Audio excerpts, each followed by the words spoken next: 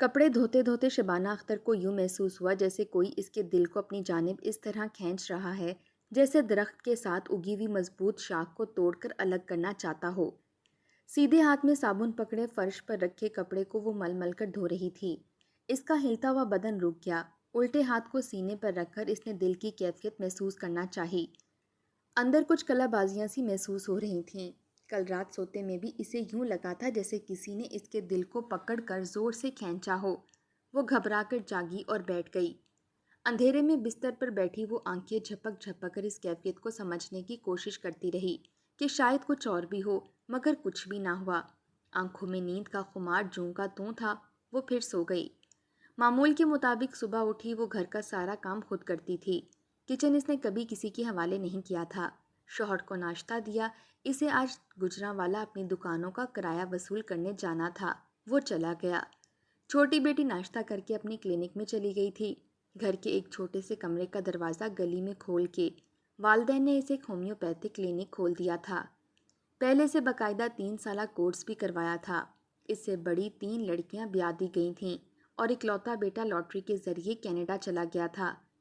چھوٹی بیٹی طلعت کا قد اتنا چھوٹا تھا کہ شوہر نے پہلے ہفتے ہی اسے ہمیشہ کے لیے گھر بھیج دیا تھا۔ یہ دکھ شبانہ کے کلیجے کو لگ گیا تھا۔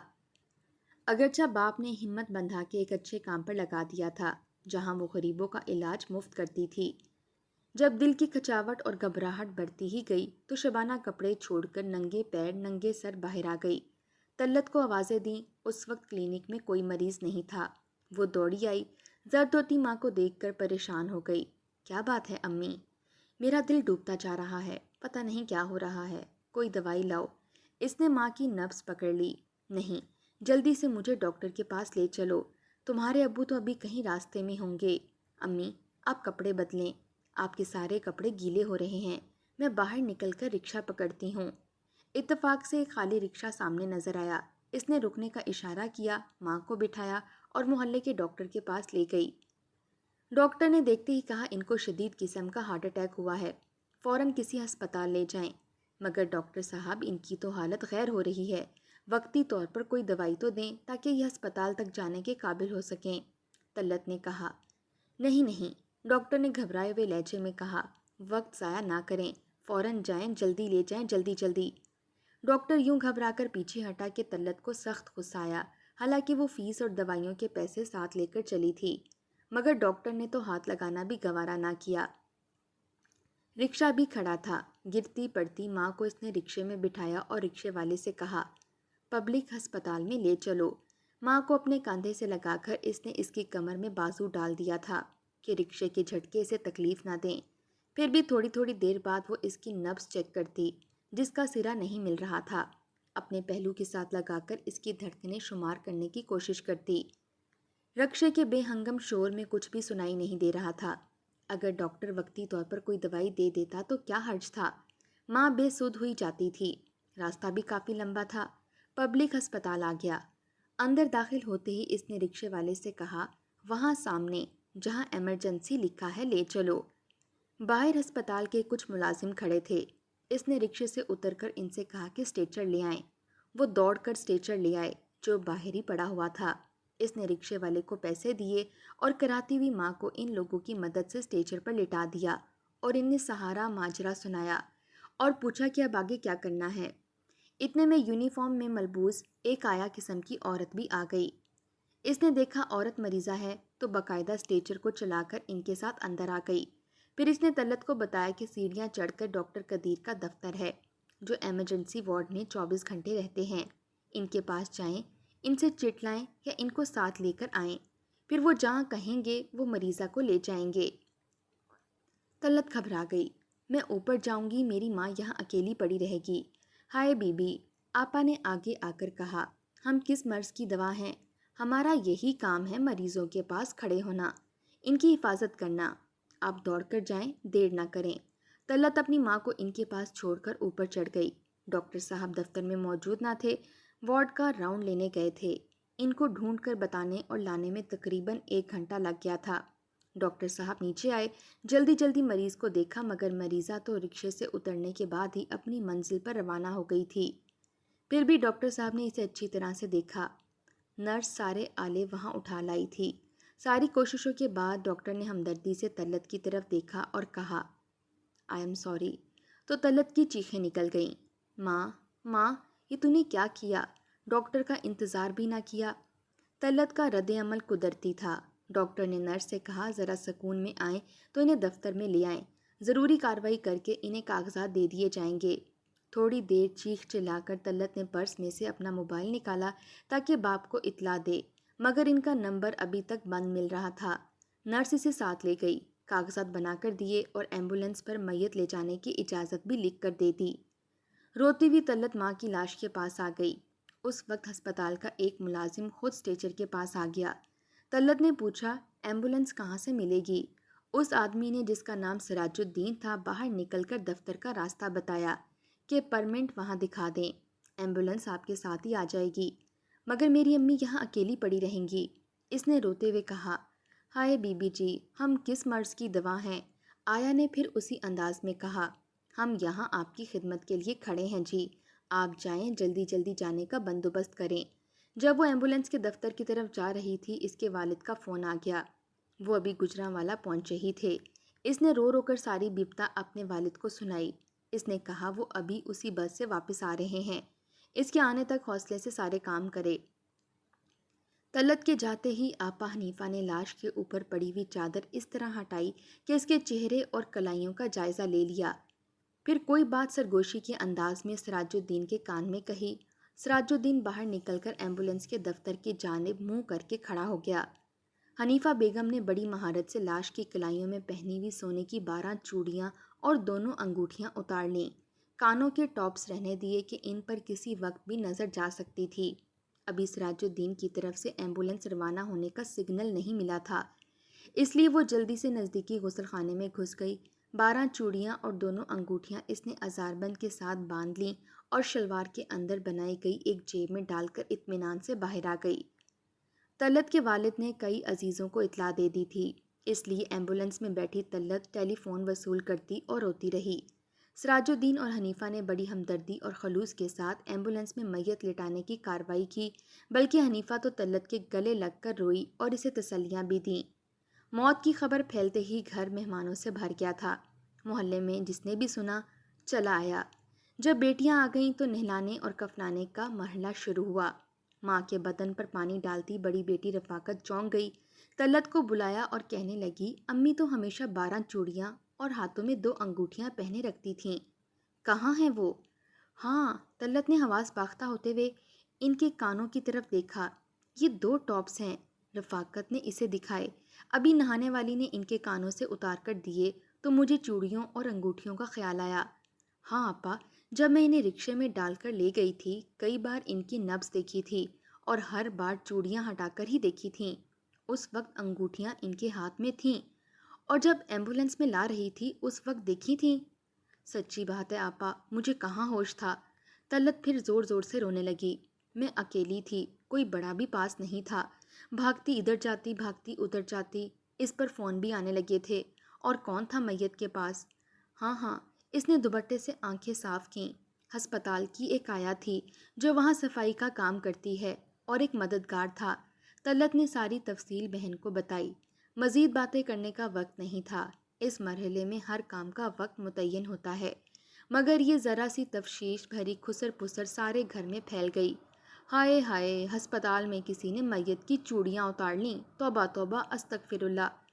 سوئم کے بعد دونوں بہنیں رفاقت اور طلت ہسپتال چلی گئیں۔ اسی طرح رکشے میں بیٹھ کر گئیں۔ سامنے 2-3 ملازم کھڑے تھے۔ طلت بہن کو لے کر اس طرف بڑھی، سب کو غور سے دیکھا، ان میں سراج الدین کو پہچان گئی۔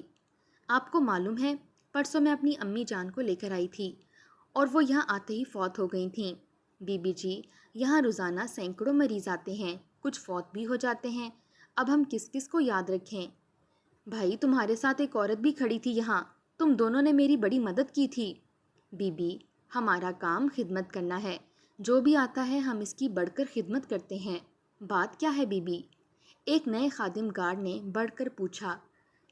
ہماری امی کی کلائیوں میں کسی نے سونے کی 12 چوڑیاں اور 2 انگوٹھیاں اتار لی تھیں۔ توبہ توبہ، اللہ معاف کرے۔ بی بی جی، آپ کیا کہہ رہی ہیں؟ اگر ہسپتالوں میں ایسی حرکتیں ہونے لگیں تو خدا کا قہر نہ نازل ہو جائے۔ مگر وہ عورت کہاں ہے؟ کون سی عورت بی بی جی؟ یہ ارد گرد ساری خدمت گار عورتیں پھر رہی ہیں، آگے بڑھ کر خود ہی پہچان لیں۔ پوچھنا، پھر قصہ دہرانا، پھر ایک جیسے رد عمل کا اظہار ہونا۔ ہائے وائے کے سوا کچھ نہ ملا، دونوں بہنیں ملال لیے گھر آ گئیں۔ حنیفہ بیگم نے گھر جاتے ہی 1 ہفتے کی عرضی بھیج دی تھی کہ میری بیٹی شدید بیمار ہے اور میں کمون کی جا رہی ہوں۔ یہ عرضی لے جانے والا سراج الدین تھا۔ حنیفہ کمون کی چلی گئی۔ اس کا داماد مقصود علی کسی سرکاری دفتر میں چپڑاسی تھا۔ اس کی شادی کو 3 سال ہو گئے تھے۔ اس نے جہیز میں موٹر سائیکل مانگی تھی۔ شادی کے وقت حنیفہ موٹر سائیکل نہیں دے سکی تھی، مگر اس نے وعدہ کر لیا تھا کہ 1 سال کے بعد لے دے گی۔ اب ان کا ایک بچہ بھی ہو گیا، اس لیے اس کے داماد نے صاف کہہ دیا تھا کہ اگر موٹر سائیکل نہیں لے کر دینی تو اپنی بیٹی کو بچے سمیت لے جاؤ۔ کمون کی جا کر حنیفہ نے اپنے داماد کو بلایا اور چوڑیاں اس کے سامنے رکھ کر بولی، بیٹا، یہی میرا جینا مرنا ہے، ساری زندگی کی کمائی جو میں نے بچا کر رکھی تھی، مگر یہ اپنی بیٹی اور داماد کی خوشیوں سے زیادہ قیمتی نہیں ہیں۔ بیٹا، تم یہ چوڑیاں بیچ کر موٹر سائیکل لے لو، مجھے کوئی اعتراض نہیں ہوگا۔ اماں تو کتنی چالاک ہے، تو نے شادی پر یہ چوڑیاں مجھے کیوں نہیں دیں؟ اسی دن کے لیے رکھ چھوڑی تھیں، اب بھی تجھے نہیں اپنے داماد کو دے رہی ہوں۔ اس نے بیٹی کے ہاتھ سے چوڑیاں چھین لیں جو بار بار پہن کر دیکھ رہی تھی اور داماد کی گود میں رکھ دیں۔ حنیفہ کے جانے کے بعد بیٹی اور داماد سوچ میں پڑ گئے۔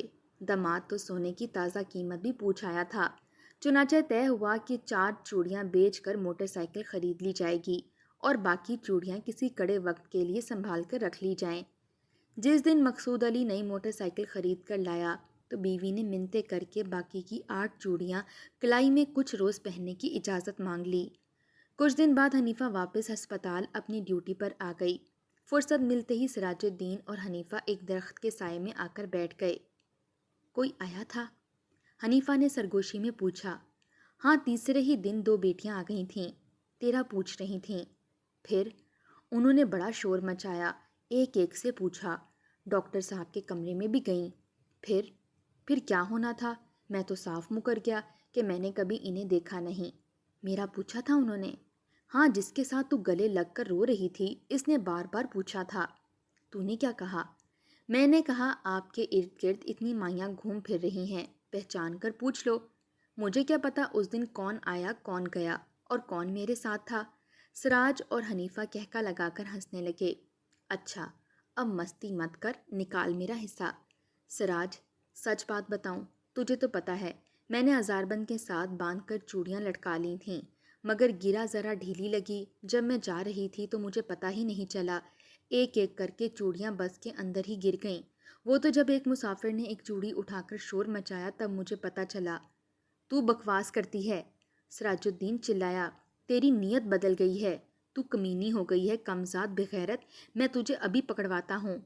حنیفہ نے جیب سے 2 انگوٹھیاں نکال کر ہتھیلی پر رکھیں اور بولی، تو یہ لے لے، قسم سے یہی بچی ہیں، میں تیرا گلا دبا دوں گا۔ شور مچائے گا تو اپنا ہی کچھ بگاڑے گا، تو بھی اس واردات میں شامل تھا۔ تیرے پاس کوئی ثبوت نہیں ہے، میں تجھے ذلیل کرواؤں گا۔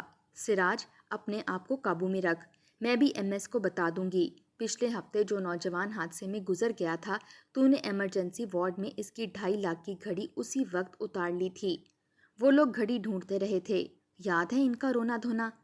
کمینی عورت، میں نے اس میں سے تجھے حصہ دیا تھا۔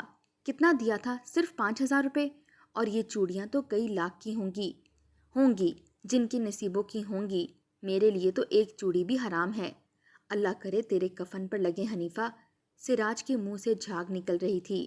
اوئے بغیرت، مردوں کی زیور اور گھڑیاں چرانے والوں کی بددعائیں نہیں لگتیں۔ حنیفہ زور زور سے ہنسنے لگی۔ دیکھ سراج، ہم دونوں کا موجو لگا ہوا ہے، کبھی تو پلہ مار لیتا ہے اور کبھی میرا داؤ لگ جاتا ہے۔ غصہ نہ کھا، میں نے پتہ کروایا ہے، یہ انگوٹھیاں 2 لاکھ کی ہیں، 1 لاکھ بھی تجھے مل جائے تو عیش کرے گا، ورنہ سراج غصے سے پھنکارا، ورنہ گندگی میں پتھر پھینکے گا تو چھینٹیں تیرے اوپر بھی آئیں گی، دونوں کا انجام ایک جیسا ہوگا۔ حنیفہ سیڑھیوں پر پوچھا لگاتے نیچے آ رہی تھی کہ اس کی جیب میں پڑا فون پھڑپھڑایا۔ اس نے ہاتھ روک کر فون نکالا، سنا اور چیختی ہوئی باہر کو بھاگی۔ ٹیکسی پکڑی اور کمون کی روانہ ہو گئی۔ روتی اور دعائیں مانگتی جاتی۔ فون پر اس کے داماد کے ایکسیڈنٹ کی خبر آئی تھی۔ تفصیل کوئی بتا نہیں رہا تھا۔ ان کے گھر پہنچی تو سارا محلہ جمع تھا۔ اسے فوراً جائے حادثہ پر لے جایا گیا جو پولیس کے گھیرے میں تھا اور کارروائی نوٹ ہو رہی تھی۔ 1 ہفتہ قبل مقصود نے موٹر سائیکل خرید لی تھی۔ 8 دن باقاعدہ چلاتا رہا تھا۔ آج پہلی بار بیوی نے کہا تھا ہمیں بھی سیر کراؤ۔ وہ خود تیار ہوئی۔ اس نے سونے کی چوڑیاں پہنی اور 1 سال کے بچے کو بھی تیار کیا۔ بیوی اور بچہ پیچھے بیٹھ گئے۔ آبادی سے ذرا باہر نکلے تو موٹر سائیکل ایک ٹرک سے ٹکرا گئی۔ بیوی اور بچہ موقع پر فوت ہو گئے۔ داماد کی ٹانگیں ٹوٹ گئی تھیں، مگر پولیس ابھی تک اس بات کا سراغ نہیں نکال پائی کہ پیچھے بیٹھی ہوئی عورت کی پوری کلائی کون کاٹ کر لے گیا تھا اور کیوں۔ ادھر پبلک ہسپتال کے پچھواڑے کوڑا کرکٹ چننے والوں کی جھگیوں کے آس پاس پھٹے پرانے کپڑوں میں ایک عورت نظر آتی ہے جس کے ہاتھ میں ایک گڑیا ہوتی ہے۔ ہمیشہ گڑیا کا ایک بازو ٹوٹا ہوا ہوتا ہے۔ وہ عورت دیوانہ وار راہگیروں، موٹر والوں اور سائیکل والوں کے پاس جاتی ہے اور کہتی ہے میری بیٹی کا بازو واپس لا دو، اللہ کے واسطے میری بیٹی کا بازو دے دو، چوڑیاں رکھ لو، کلائی دے دو، میری اکلوتی بیٹی رو رہی ہے دیکھو۔ وہ گڑیا کو آگے کرتی ہے۔ روٹی نہیں کھا سکتی، بچے کو دودھ نہیں پلا سکتی، خدا کے لیے میری بیٹی کی مدد کرو۔ وہ ساری رات روتی رہتی ہے، مجھے سونے نہیں دیتی، بیچاری پاگل ہے۔ یہ کہتے ہوئے لوگ گزرتے ہیں اور وہ ہواؤں کے پیچھے بھاگتی رہتی ہے۔